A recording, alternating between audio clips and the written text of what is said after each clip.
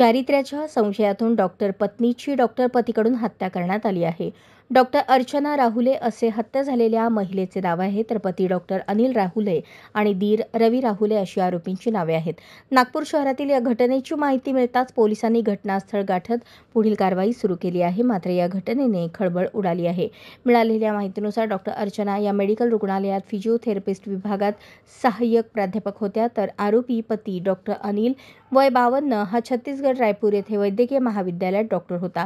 घटनेच्या वेळी पतीने पत्नीचे हातपाय बांधून ठेवले, तर त्याच्या भावाने डोक्यावर रॉड मारला अशी माहिती समोर आली आहे.